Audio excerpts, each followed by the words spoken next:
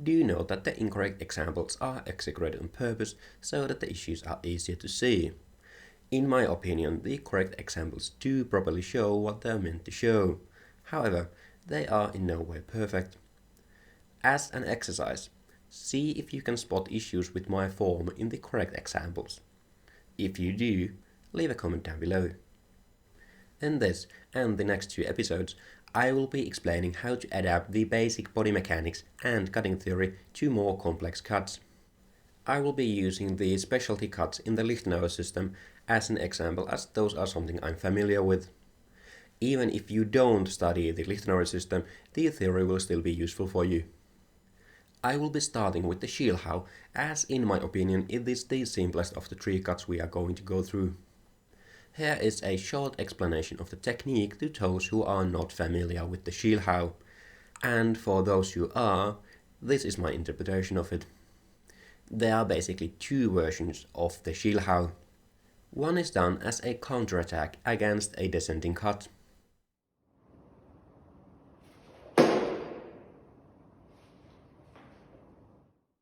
The second one is used to get our point in line to prepare a thrust against a low point in line guard.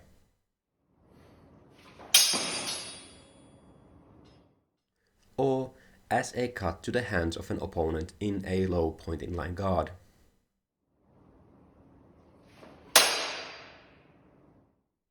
What all of these variations have in common is that they are done using the short edge.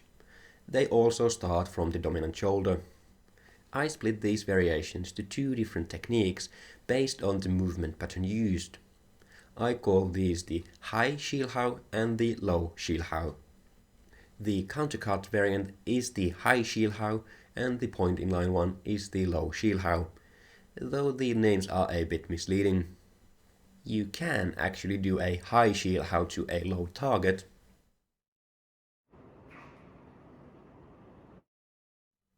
and you can do a rather high low Schielhau.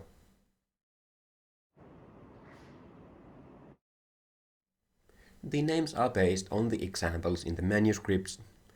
The movement patterns themselves are not really tied to the target height of the action. I just haven't bothered to come up with better names, so for now we'll just go with the high Schielhau and the low Schielhau. Before we go and take a closer look at these techniques, let's talk about how to start deconstructing a more complex technique so that you can apply basic body mechanics and cutting theory to it.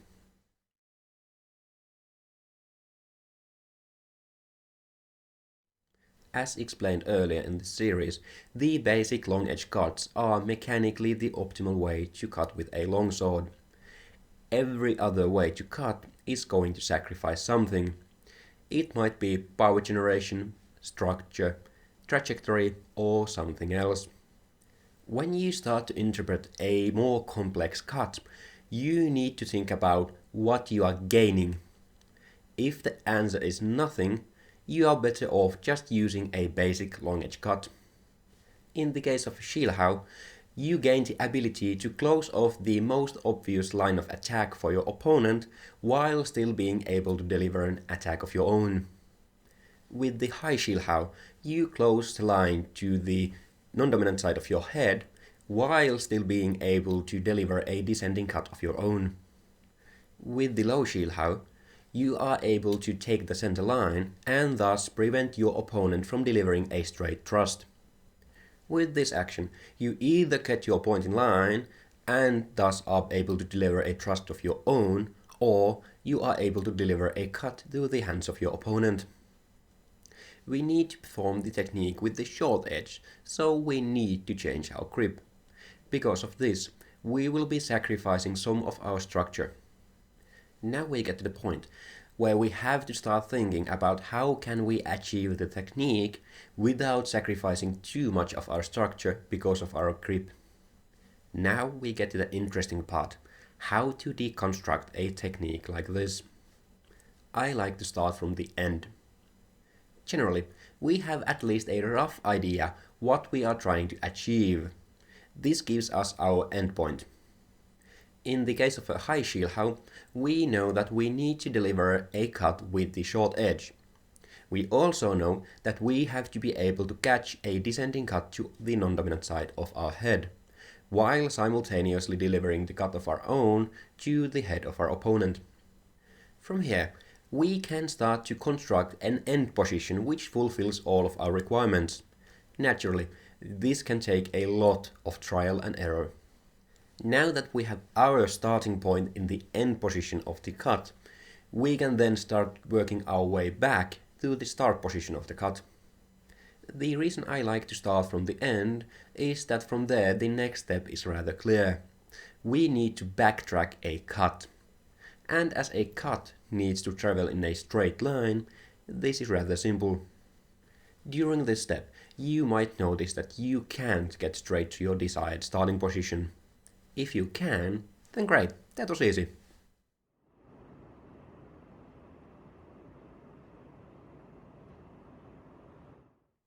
If not, there are basically two options. You can either try to tweak the end position, or you might need a transition between the start of the cut and the start position. You might want to try both and see which one works better. When it comes to breaking a technique down to starting position, transition, and the attack, you can do this just like you did with transition exercises. By working your way back step by step until you get to your desired starting position, you have figured out the technique. Now it is time to start training. This is also a point where you should once again remember to evaluate if you are gaining more than you are losing. If not, you need to take another look at the technique. If the answer is yes, it is time to start training and see if you can actually make the technique work. It is completely possible that you use considerable amounts of time to practice the technique and you still can't get it to work, even though it worked just fine in theory. If this happens, you need to decide if you are simply failing the execution of the technique, or if you actually have to go back and rethink the movement patterns of the technique. This can be very difficult and I really have no good advice on how to do this. It is also possible that you get the technique to work just fine, and then 2 years later you come up with a better solution.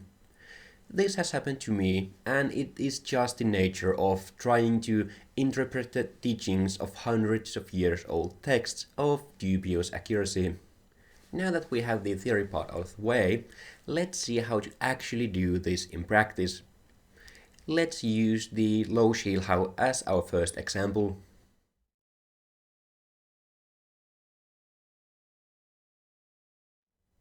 Now, let's start training. Before I show you any exercises for the low Schielhau, I'll walk you through the process of deconstructing the technique, as that is the actual topic of this video. As already discussed, the point of a low Schielhau is to deliver a cut so that we take control of the center line and get our point in line against an opponent in a low point in line guard. To take the center line, we must displace our opponent's sword if it is in the way. This must be done so that we close their direct thrusting line. As you might remember from the thrusting episode, this can achieved with a low thrust in opposition. We will be using this as our starting point. Here you can see that we have our hands to our non-dominant side and our point in line.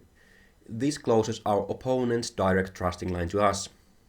We also have our arms extended so that we are ready to deliver a thrust with a step. In this position, we have a single issue. If this was the end position of a cut from the dominant shoulder, it would have been done with the long edge. A Schielhau is supposed to be done with the short edge. Do note that the following part of adjusting to a short edge cut is one of those things which takes a lot of trial and error. For clarity's sake and to save time, I will go straight to the correct answer. The correct answer in this case just means my current interpretation.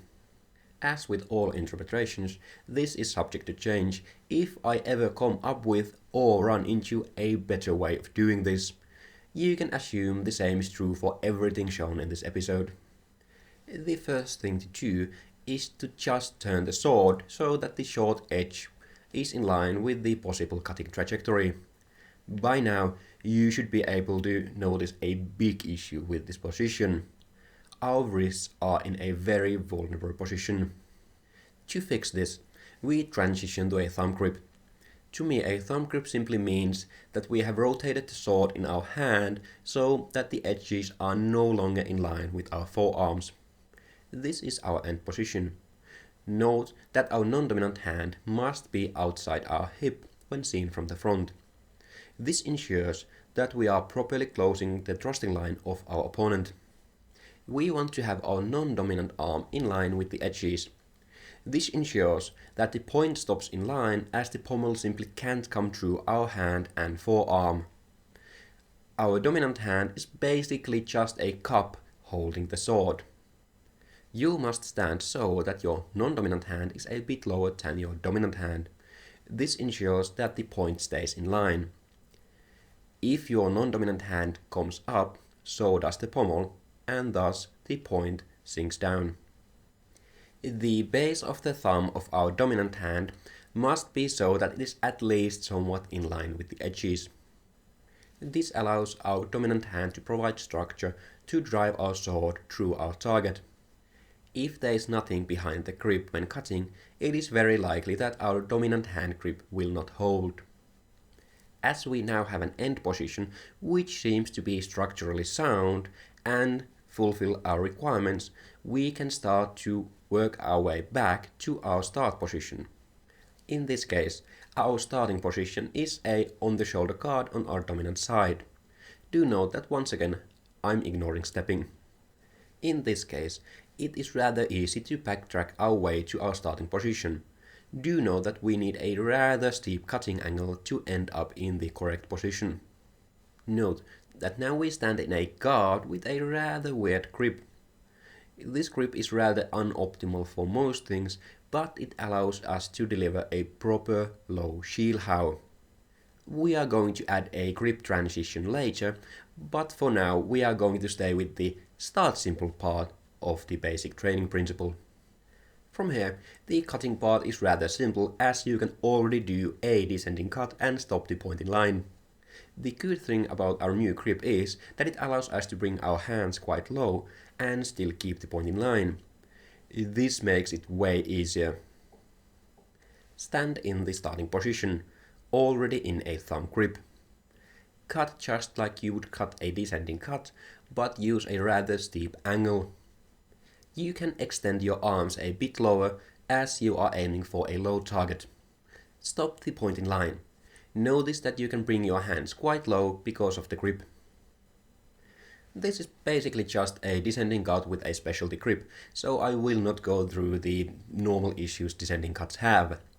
Here are the low Schiehlhau specific issues. The most common issue is not having your wrist straight.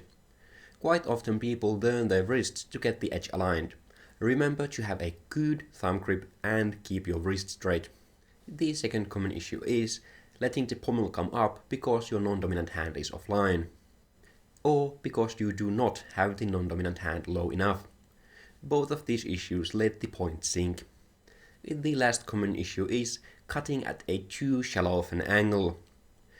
This tends to make your hands come too much to the side, making it more difficult to close the thrusting line of your opponent.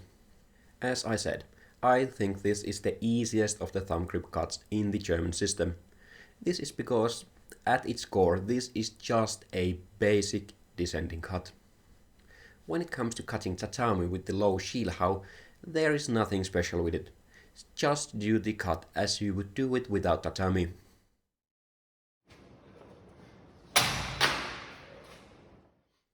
Before we move to the high Schiehlhau, let's take a quick look at the grip transition I mentioned earlier. In the previous exercise, we started the cut already in the correct grip. This can naturally also be done when fencing. However, it is a tell which your opponent can read. It also requires some extra time if you do the transition before the cut. If you are able to transition during the cut, you can start the cut just a bit sooner, which can be very valuable. Let's get to this in 2 steps.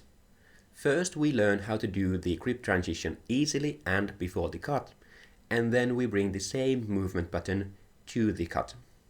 This allows us to learn the transition in isolation. Once again, start simple, add complexity. To transition to this grip, use your dominant hand's thumb to push the crossguard. This allows you to rotate the sword in your hand. You also need to do a slight rotation of the wrist to straighten it. After you have rotated the sword in your hand, grip with your non-dominant hand and bring the sword forwards so that it sits properly in your dominant hand. It is also possible to do this by simply moving your thumb to the other side of the crossguard. However, it is not really possible to do this fast enough that you could do it during a cut, and it is rather difficult to do with gloves restricting your thumb movement. Practice this version until you can do it consistently. After that, it is time to move to the explosive version. You do the exact same thing as with the previous exercise, now you just do it faster. What this does is that the sword wants to move forwards in your hands. This brings it to the correct position in your dominant hand without having to take the time to move it. This also makes changing the grip during a cut possible. Now, practice this until you can do it consistently. With this and the previous exercise, you should always change your grip before you cut. This way you can make sure that your grip is actually good. The last step is to do the transition during a cut. Start in the starting position having the sword in a handshake grip. Start the cut by extending your arms. Simultaneously, rotate the sword in your hands as explained earlier. Stop when you have fully extended your arms. Notice how I extended my arms to roughly chest height. This is possible because we are aiming at a low target. Make sure the grip is good. Finish the cut. After you can do that, start making the action smoother.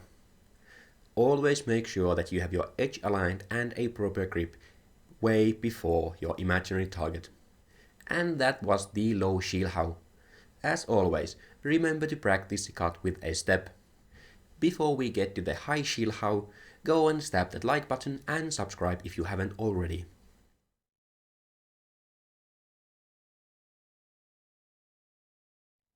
With the high Schilhau, you close the line to the non-dominant side of your head and catch your opponent's attack there while simultaneously delivering a descending cut of your own over your opponent's sword.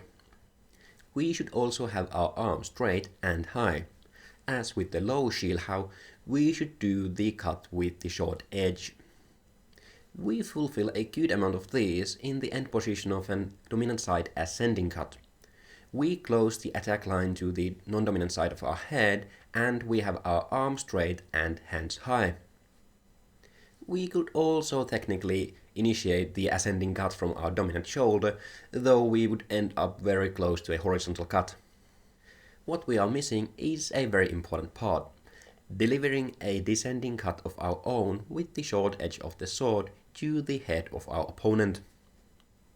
What we have is the basic position we need to end up in. Now we just need to figure out how to deliver the descending cut. To do this, we once again need to change to a thumb grip. As we already have the short edge pointing down, we simply need to rotate the sword a little so that the edge is aligned in the correct direction for a descending cut from the dominant side. As we also need to actually land a descending cut, we really need to have the point lower than our hands. As you can see, we bring our forearms to the side of the blade. This allows us to keep our wrists straight. What this does is that it is now much more difficult to power our cut from our core. It is still possible, but syncing our arm and core rotation is going to be much more difficult. However, what we gain is the ability to deliver a cut in an angle which allows us to keep our hands high, thus blocking the incoming attack. Once again, we want to backtrack to the starting position, which is on our dominant shoulder. As we need to be able to deliver a descending cut, we need to first bring the sword up and then back down to our shoulder. To do this, we need to make the sword move in a rotation. To do this, bring the point and your hands up and then to your shoulder. Once again, we stop in a thumb grip, so we don't need to make any adjustments to our grip during the cut. That can be learned later. Now do the actual high Schilhau exercise. Once again, concentrate on having your arms and wrists straight.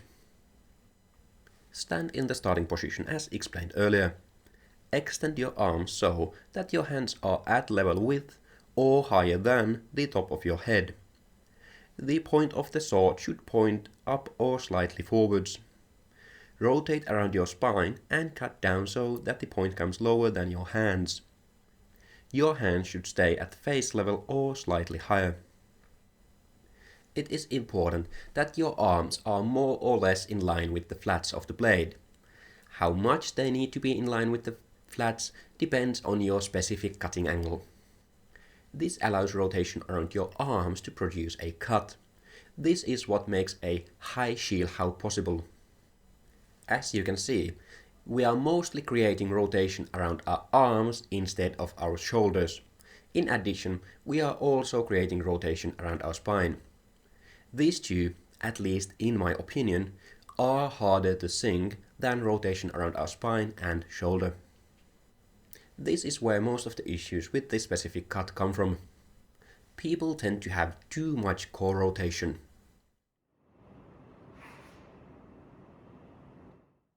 This can easily be seen when cutting tatami as it makes the cut off piece fly off.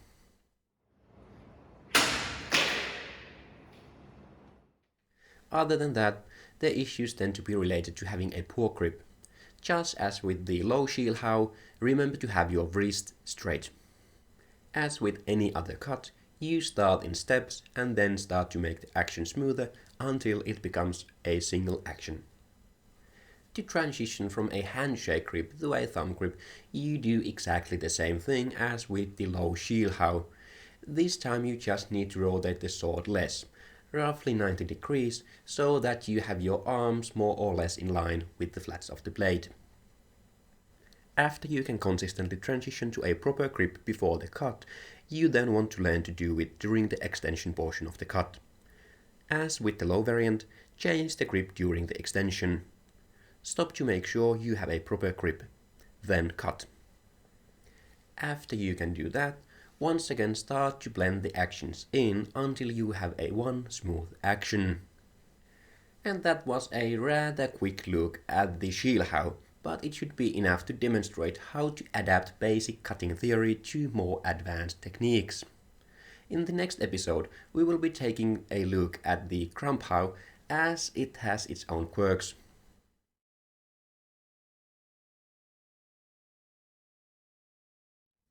Before we get into the recap, go and tap that like button and subscribe if you haven't already. Always evaluate if you are gaining more than you are losing. If not, adjust your interpretation. It is easiest to start reconstructing specialty cuts from the end. Figure out what the technique is trying to achieve and then replicate that. When you know where you want to end up, it is usually rather straightforward to backtrack from there to the starting position. Remember, you should only sacrifice as little as is absolutely necessary.